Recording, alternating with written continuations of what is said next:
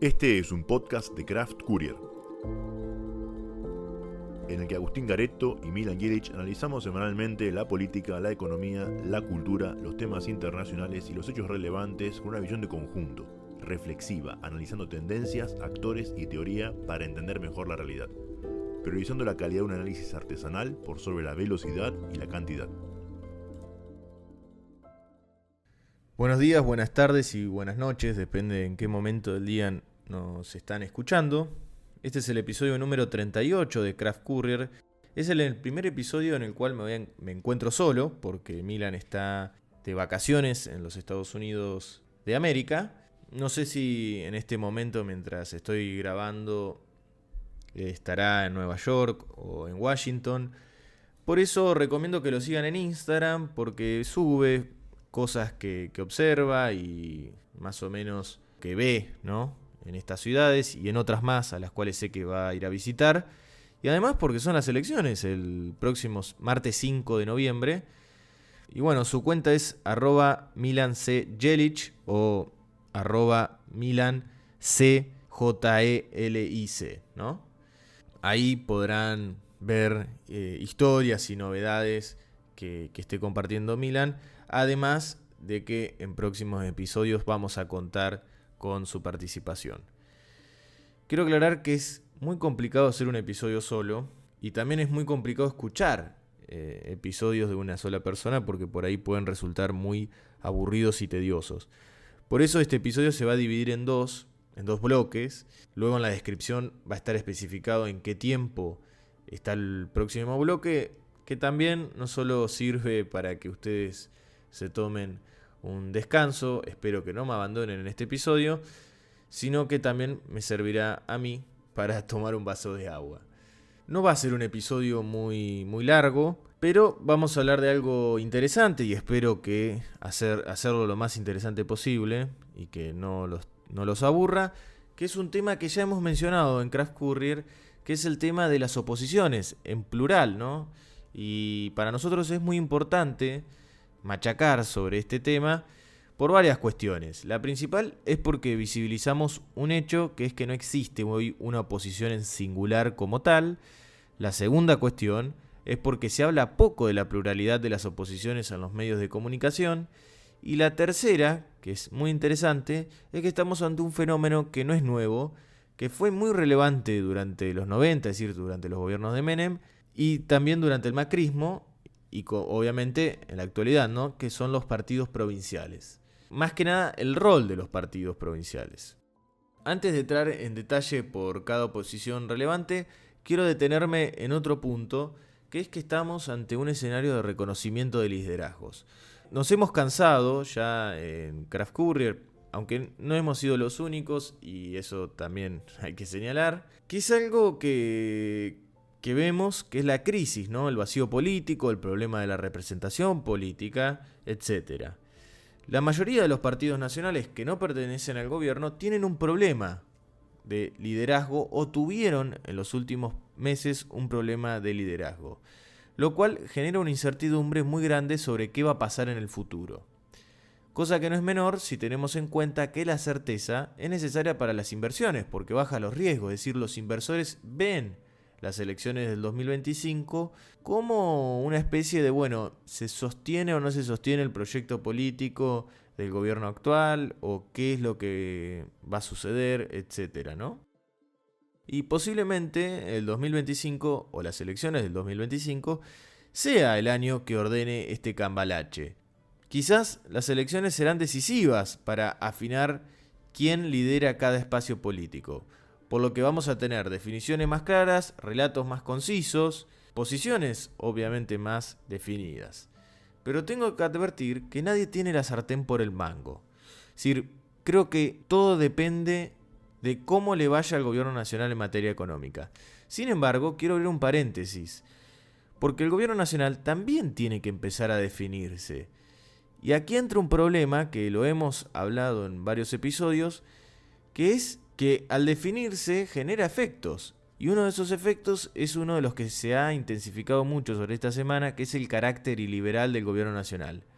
Algunos consideran que esta característica puede jugarle en contra al gobierno nacional en las elecciones, aunque la economía no sea tan mala. Otros sostienen más bien lo contrario, que la característica liberal no importa demasiado. En mi lugar, creo que eso depende.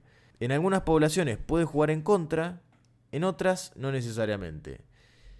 Además hay que tener en cuenta que las próximas elecciones son legislativas, es decir, que son muchas elecciones locales en simultáneo, por lo cual vamos a ver resultados dispares, como también vamos a ver estrategias diferentes por parte de los partidos políticos. En el caso de este carácter iliberal, solamente por poner un ejemplo, podemos decir que capaz que en la ciudad autónoma de Buenos Aires tenga efectos negativos para el gobierno nacional, pero que en otras regiones esto no sea así. No sé, Salta, por ejemplo, donde La Libertad Avanza en las generales sacó cerca del 40% de los votos. Quizás este factor iliberal no tenga un peso relevante y tenga otro peso relevante, otros factores no económicos o la presencia de otros actores políticos como el Partido Provincial de Salta, ¿no? Volvamos a la situación de las oposiciones. A priori daré mi hipótesis. Personalmente considero que a nivel nacional, si juntamos todos los votos que se van a dar en el 2025, tendremos una elección de nuevamente 3/3, ¿no? Un tercio que le pertenecería al oficialismo, otro tercio del universo peronista y otro tercio desparramado en el resto de las oposiciones, ¿no? Que serían la Unión Cívica Radical, la Coalición Cívica, el PRO y los partidos provinciales. Sin embargo, como cada provincia es un distrito, la representación no se traduce de esta manera. Es decir, si este es el resultado, no va a haber un tercio de diputados de La Libertad Avanza, uno del peronismo y el resto repartido. Depende del desempeño de cada partido político en cada provincia, cómo se traducirá el reparto de las bancas, teniendo en cuenta además que se renueva la mitad de la Cámara de Diputados y un tercio del Senado en las elecciones legislativas del 2025. Por lo tanto, importa poco mi hipótesis respecto a las elecciones y la consecuente conformación del Congreso, pero sí tiene importancia de caras a las elecciones presidenciales del 2027. Y no es que me estoy saltando años en el análisis. Lo que se esconde detrás de todo esto, o la pregunta que me moviliza detrás de todo esto, es qué acciones o qué estrategias están llevando hoy los partidos políticos opositores jugando su rol de oposición. Es decir, ya hoy tengo que ver, o ya hoy tengo herramientas disponibles para ver cómo ellos se posicionan como una alternativa hacia el gobierno nacional. Siguiendo con la hipótesis de los 3/3, veremos que hay una oposición acérrima, que sería la del peronismo.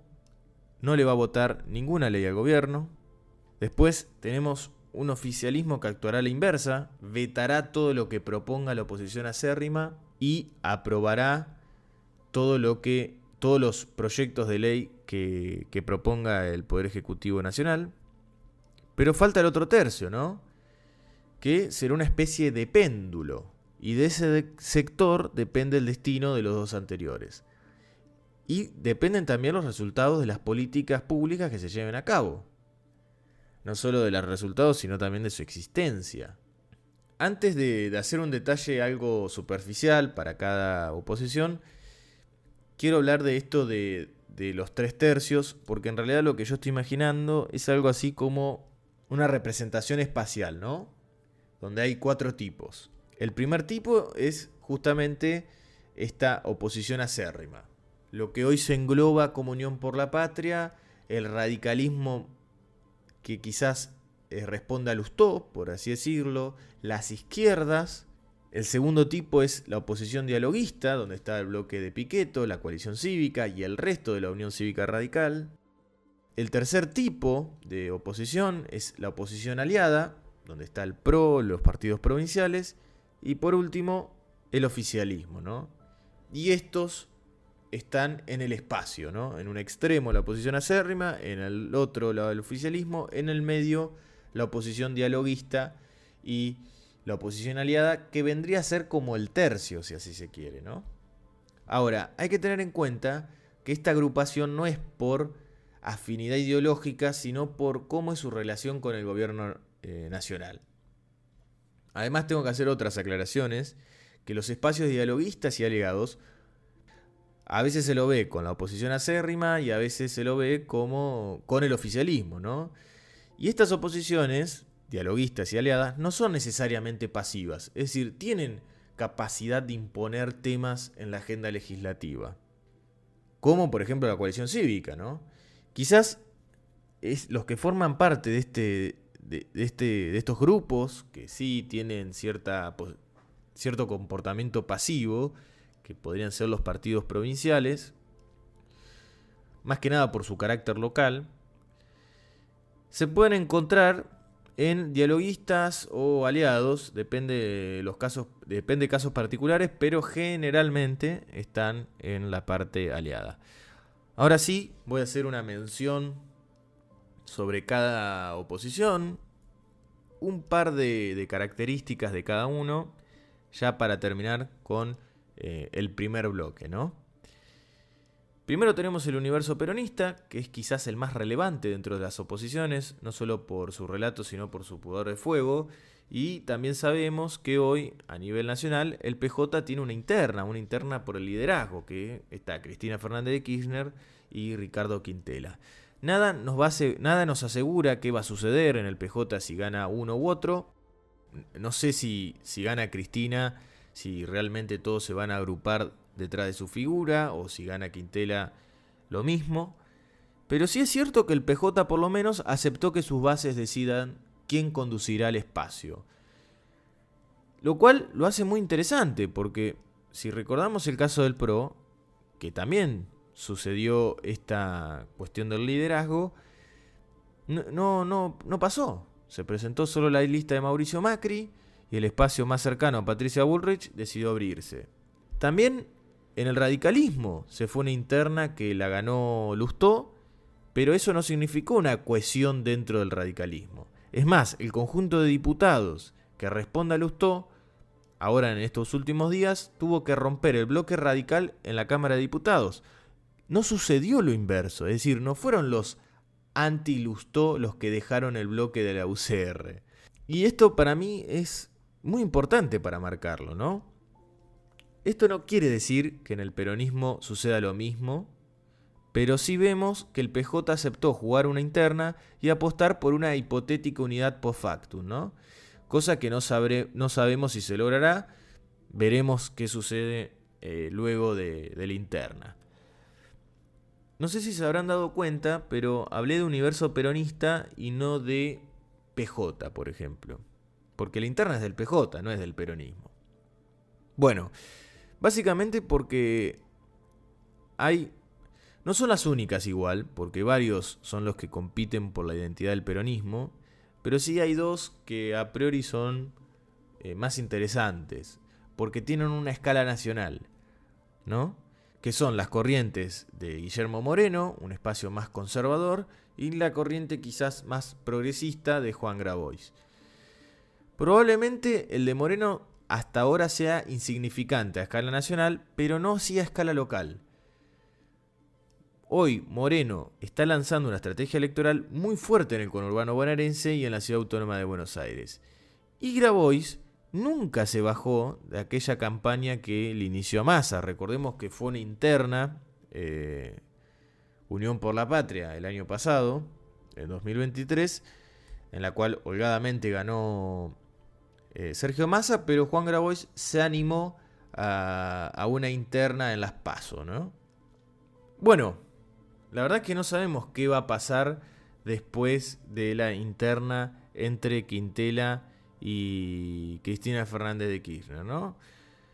Pero me pongo a pensar, ¿qué pasa con Grabois si gana Quintela? ¿No?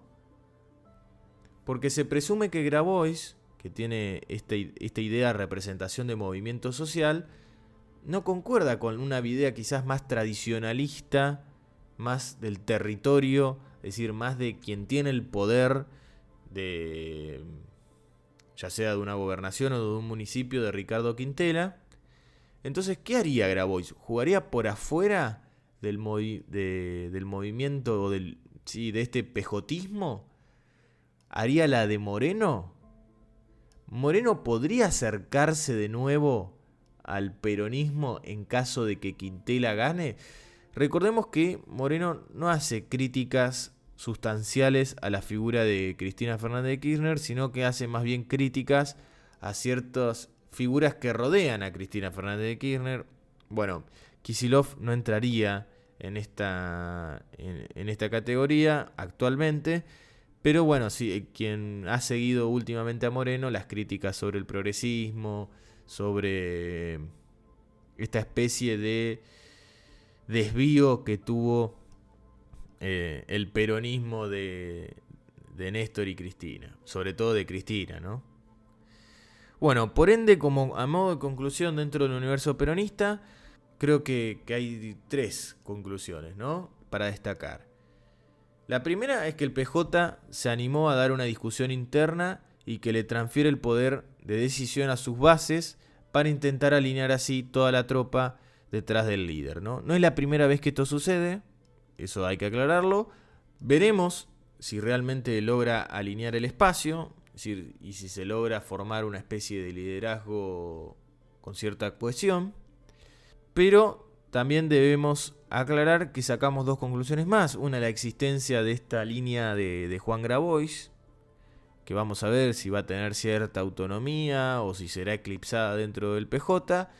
Y también la de Guillermo Moreno, ¿no?, que intenta representar por fuera del PJ sectores más duros del peronismo. No es la primera vez que un peronista juega por fuera de la estructura del PJ, ¿no? Es histórico.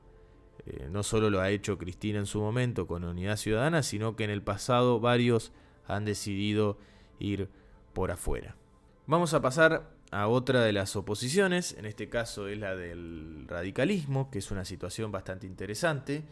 He mencionado la interna en la cual ha salido como presidente nacional del partido Lustó. Voy a utilizar un recurso que mucho no me simpatiza, pero creo que de manera caricaturesca podemos entender al radicalismo de hoy, pero también el de hace unos años, ¿no? Pensemos al radicalismo como una reunión familiar de muchos primos que solo se juntaban 2 veces al año, ¿no?, para el cumpleaños del abuelo o de la abuela, que era quien unía a todos los nietos, pero también se juntaban el 31 de diciembre. Hace unos años, ese faro, ese líder que unía a la familia, es decir, el abuelo o la abuela, falleció, por lo que ya no existe ese factor de unión. Y para colmo surge el problema de qué hacer con la herencia, ¿no? Bueno, ahora los primos ya no son tan hospitalarios y amigables entre sí, ¿no? Hasta ya dejaron de reunirse para el 31 de diciembre. Algunos primos se juntan y hablan pestes sobre el resto, otros prácticamente se desentendieron, pero sí es cierto que todos están esperando ese maldito sucesorio. Es esto lo que sucede en el radicalismo, es decir, hace años que no hay un líder y se pelean por la herencia. ¿Qué es lo que debería suceder teniendo en cuenta esta manera de ver el radicalismo? Bueno, que venga un primo o una prima y diga, bueno, hay que unirnos todos para el 31 de diciembre, ¿no? Ahora, es muy difícil que eso suceda cuando aún la herencia o la sucesión no salió. Y este es un gran problema que tiene el radicalismo. Por eso yo creo que en las circunstancias que está, difícilmente se solucione hoy. Yo sé que es medio exagerado, pero creo que no debería sorprendernos si las escisiones, es decir, si las disputas que hay actualmente dentro del radicalismo lleva a la creación de otro partido o a la deserción de figuras relevantes dentro del radicalismo, cosa que ha sucedido en la historia de la UCR en muchísimo tiempo. Es decir, las veces que la UCR se ha dividido son varias, desde su creación hasta la fecha, y la deserción de figuras relevantes, no sé, por ejemplo, la trascendencia durante el kirchnerismo, ¿no? Pero bueno, creo que, para hacerlo un poco más serio al análisis, la cuestión del radicalismo depende de varios factores. Uno de los principales es si estas tendencias radicales son gobierno u oposición en las provincias. Es decir, ¿gobiernan alguna provincia? Esa es la pregunta creo que debemos hacernos. Si gobierna, ¿con qué otras agrupaciones lo hace? Y ese gobierno provincial, ¿qué tan distante es o cercano al gobierno nacional? ¿Cuál es la hipótesis? Bueno, que generalmente aquellos radicales que gobiernan una provincia tienden a tener una mejor relación con el Poder Ejecutivo Nacional. En cambio, los radicales que no tienen ninguna gobernación, como la línea de Lustó, tienden a ser más combativos con el gobierno nacional. Esta sería la respuesta de si son oposición acérrima u oposición dialoguista, ¿no? Hablemos de otra de las oposiciones acérrimas, que sería el de la izquierda, o las izquierdas en Argentina, porque siempre tienen el problema de ir divididas, ¿no? Y ese es el problema que hoy tiene este espacio. ¿Y por qué hablo de las izquierdas? Porque generalmente tiene un resultado marginal, y entonces uno diría, ¿por qué está hablando de este partido político? Es porque yo creo que tiene una ventaja hoy, sobre todo en materia de discurso, muy interesante. Es que por primera vez tiene un gobierno nacional que le gusta verse reflejado en este discurso o en esta lógica, mejor dicho, de izquierda a derecha, ¿no? Donde ahí la izquierda puede hacer mucho, porque no está frente al peronismo, que tiene un discurso más, si se quiere, populista, aunque esto no lo tiene que tomar peyorativamente, sino en el sentido de olvidarse de la clase social, ¿no? Entonces creo que la izquierda está un poco cómoda en esta especie de discurso, obviamente siempre en contra del gobierno nacional. Pero bueno, el problema de la izquierda es que para afuera la palabra líder es una mala palabra, entonces no se puede hablar de liderazgo. Y para adentro se terminan peleando todos y todos quieren ser caciques.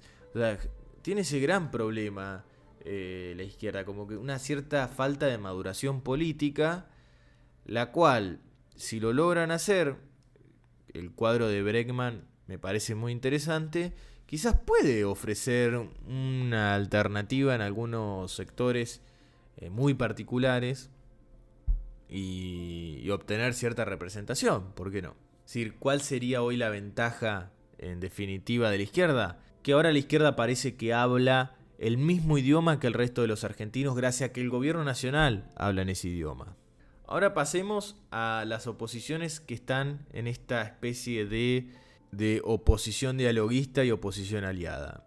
Dentro de las oposiciones dialoguistas dijimos que teníamos a dos, como el bloque de Pichetto, la coalición cívica, bueno, y el resto de los radicales, de los cuales ya hemos hecho mención, ¿no? El bloque de Pichetto, un poco para esquematizarlo, es una agrupación de partidos o de figuras de peso propio, es decir, que tienen peso por su nombre, que hace un esfuerzo enorme para asegurar la gobernabilidad. Si bien es muy difícil en momentos de polarización imponer una agenda propia, es algo así como que el bloque de Pichetto asegura vasos comunicantes entre gobernadores, gobierno nacional, oficialismo y oposiciones, sectores de la sociedad civil y ya sea las oposiciones o el gobierno nacional, por ejemplo sindicatos o cámaras, no sé, cualquier cosa que se les imagine de la sociedad civil.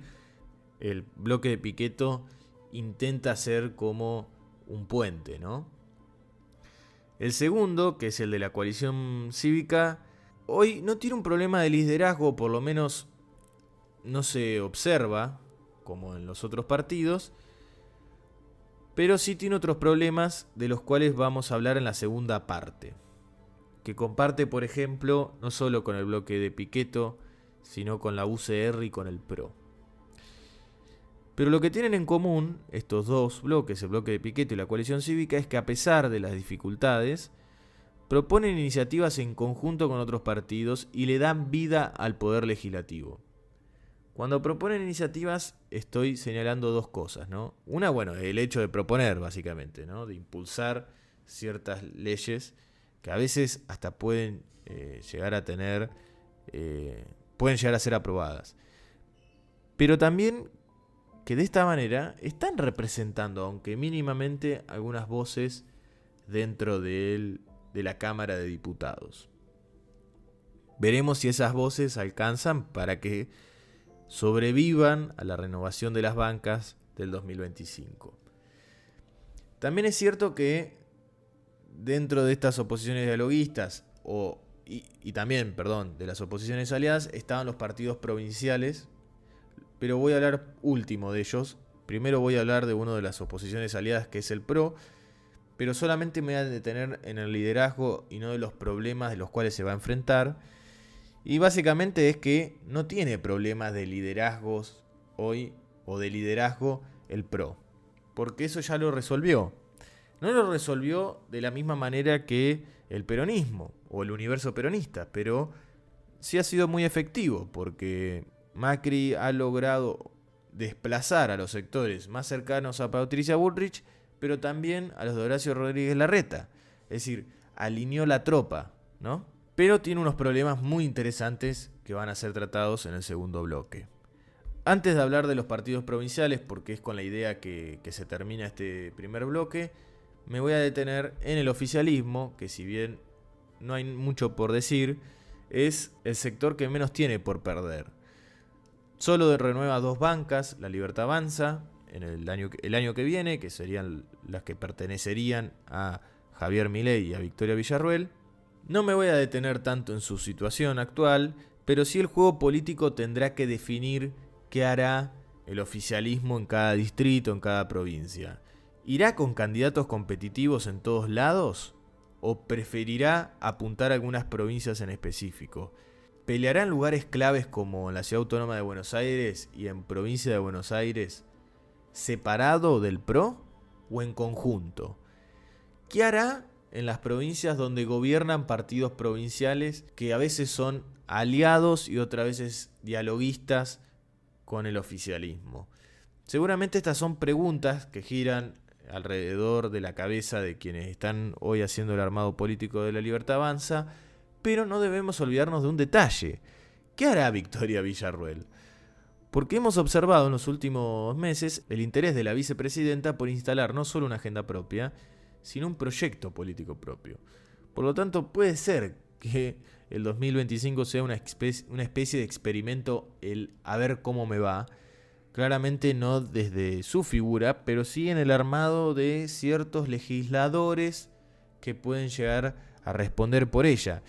Yo no creo que esto suceda, porque eso significaría una crisis dentro del gobierno muy interesante. Pero también es cierto es que si hace un mes me preguntabas si Victoria Villarruel iba a viajar a España para sacarse una foto con María Estela Martínez de Perón para el 17 de octubre, te hubiera dicho que eso era impensado, y lo hizo. Así que cualquier cosa que haga Victoria Villarruel es impredecible.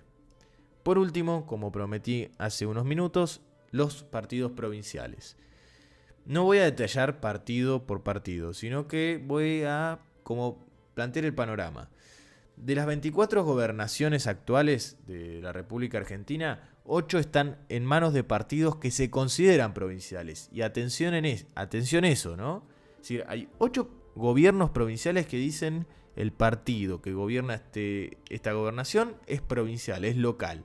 Por lo tanto, 1/3 de los gobiernos provinciales están en manos de gobernadores que tienen una mirada muy regional, muy local de la política. El resto de las gobernaciones está en manos de partidos entre comillas nacionales, que no significa que tengan una visión a escala nacional. Voy a mencionar 2 casos, Tucumán y Catamarca, con Osvaldo Jaldo y Raúl Jalil respectivamente. Gobiernos que llegaron, o que en las últimas elecciones, mejor dicho, fueron bajo la coalición de Unión por la Patria, pero que actualmente coquetean bastante con el gobierno nacional. Con lo anterior, sostengo que estamos frente a la regionalización de la política, que no es ninguna novedad. Esto ya lo hemos visto y lo hemos mencionado en varios episodios, ¿no? Y que básicamente consiste la regionalización en la existencia de partidos locales con una impronta, con una agenda muy local. Lo interesante es que generalmente estos partidos provienen de provincias con sobrerepresentación en la Cámara de Diputados, es decir, vamos a hacerla más sencillo, provincias muy pequeñas donde tiene muchísimos diputados para la población que tienen, ¿no? Pero en la actualidad cada vez se observa con más frecuencia partidos políticos que tienen agendas locales, agendas totalmente regionales y que se autoperciben como partidos provinciales, los cuales después tienen una relación bastante llamativa con el gobierno nacional.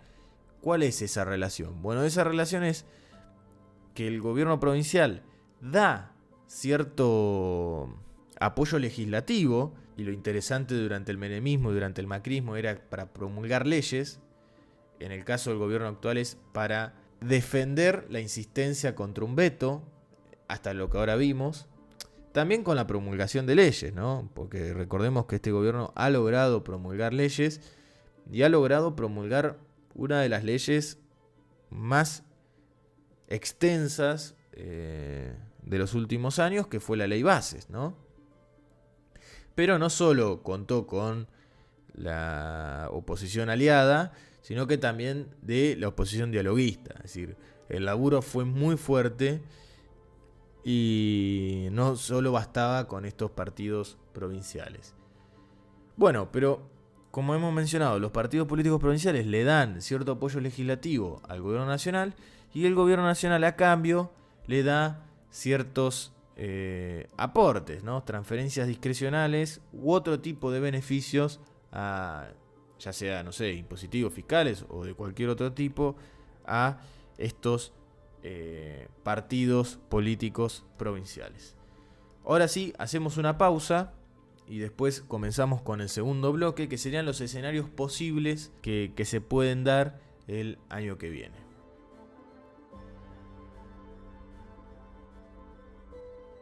Creo que para esta segunda parte es interesante trabajar con escenarios posibles, ¿no? El interés no es predecir el futuro, sino entender escenarios posibles que nos ayuden a entender el presente. Si nosotros imaginamos escenarios posibles, que entre paréntesis los actores estratégicos estarían en su cabeza pensando, podríamos entender las acciones que llevan hoy en la actualidad esos actores, o los que llevarán en el corto plazo, ¿no? Realmente no sabemos qué va a pasar en 6 meses y no tenemos ninguna herramienta para ello, pero sí me parece interesante plantear estos escenarios que tampoco son algo tan complejo, ¿no? Se basan en una sola idea que básicamente es si al gobierno le va bien en materia económica o si al gobierno le va mal en materia económica. Pero ¿qué significa que le vaya bien? Es decir, ¿qué es lo que, si le va bien o mal? ¿Qué es ese factor, no? Bueno, para mí, que le vaya bien significa que pueda controlar la inflación en valores razonables sin necesidad de que se le estalle la economía en la cara. Básicamente sin necesidad de devaluar la moneda. Es decir, que logre mantener el modelo hasta las elecciones del 2025. Por ende, que le vaya mal es que tenga que hacer cambios bruscos en el modelo. Por ejemplo, devaluar. O que directamente no pueda controlar la inflación. ¿Qué pasa si le va bien al gobierno en materia económica?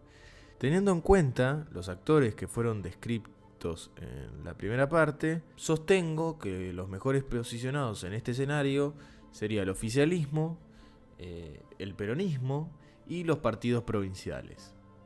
Al primero creo que no hace falta justificarlo, ¿no? Quizás a los otros dos sí. El peronismo, a pesar de que al gobierno nacional le vaya bien, sigue siendo competitivo por dos cosas. Primero, porque de las oposiciones es la más cohesionada. Y segundo, porque el mismo gobierno nacional pone al peronismo como legítimo adversario. El gobierno no hace referencia a la existencia de oposiciones en plural, sino que habla de oposición como si existiese solo una. Y encima, esa es el kirchnerismo. Y entonces, con esto es lo que justifico de que el gobierno nacional lo ve como legítimo adversario. Es decir, están mis ideas y las de ellos. ¿no? Es como ese mundo de grieta, ¿no? Que siempre hablamos. Bueno, ¿la grieta a quién le sirve? Sí, le sirve al que le gobierna, pero también le sirve a la oposición más acérrima, en nuestras palabras, es decir, en las categorías que hemos utilizado a lo largo del desarrollo de este episodio. Bueno, los partidos provinciales serían potenciales ganadores en la contienda porque si tienen buena relación con el gobierno nacional, difícilmente este les compita en las provincias. Porque sería absurdo, podrían quebrar una relación que parece difícil que suceda lo contrario. Es decir, puede haber una especie de cooptación por parte de un gobierno nacional sobre el partido provincial local, sobre el partido político provincial, pero este no deja de tener cierta autonomía. Por lo tanto, me parece que el escenario más factible es que el oficialismo no compita en aquellas provincias donde el partido político presente, local obviamente, le haya en algún momento dado un favor, ¿no? Por lo tanto, existiría aún esta relación simbiótica entre partidos provinciales y gobierno nacional. De todo lo anterior podemos sacar varias conclusiones. El gobierno nacional podría ir a pelear en regiones claves, ya sea solo o en conjunto, como la provincia de Buenos Aires, la ciudad autónoma de Buenos Aires, Santa Fe, Córdoba, Entre Ríos, Mendoza, etc. Digo estas provincias, pero como dije antes, en otras no va a poder ir. En Salta, por ejemplo, no va a poder ir. Ni en Tucumán, ni en Catamarca, porque bueno, sería confrontar con los líderes de estos partidos políticos provinciales. Y el resto de los partidos, bajo este escenario de que al gobierno le va bien en materia económica, excepto los partidos provinciales, tendrán un gran desafío, ¿no? Y tendrán que decidir por alguna de estas estrategias. Forman coaliciones regionales, es decir, que no se traducen a nivel nacional, con el peronismo o el gobierno nacional. Lo primero es medio raro, o sea, con el peronismo medio raro, pero sí puede suceder con el gobierno nacional, o es más probable. Otra de las estrategias es formar coaliciones con otros partidos, que no sean ni del universo peronista, ni del gobierno, y ser el péndulo que a veces negocia con el gobierno nacional y otras veces resiste, es decir, más o menos lo que hasta hoy está sucediendo, o perecer, que es el gran problema que muchos partidos obviamente no lo van a ver, no es que van a desaparecer, porque de hecho no se renueva en totalidad las bancas en la Cámara de Diputados, pero sí algunos partidos pueden sufrir una gran derrota, lo cual quizás después es difícil recuperar. Sin embargo, estas posibles estrategias son las que nos sirven para ver en la manera en la que hoy están actuando estos actores, ¿no? Ahora, ¿qué pasa si al gobierno no le va tan bien en materia económica? O mejor dicho, le va mal.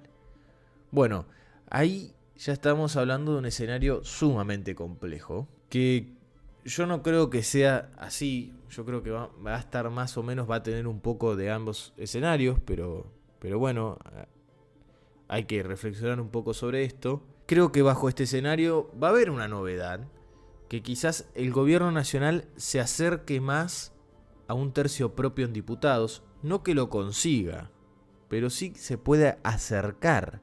Un tercio de los 257 diputados actuales serían 86 legisladores, de los cuales hoy son 39 en la Libertad Avanza, es decir, en el oficialismo, sin contar los bloques escindidos como el MIT de Oscar Sago. Pero, ¿qué sectores perderían las bancas que acercarían al oficialismo del tercio en diputados? Bueno, esto lamentablemente depende de cada distrito, es decir, no se puede responder taxativamente esta respuesta.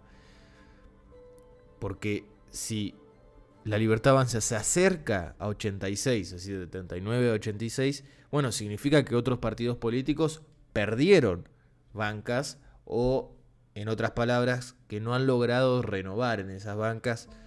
Pero bueno, yo lo voy a usar como sinónimo a esos dos conceptos en lo que queda del episodio.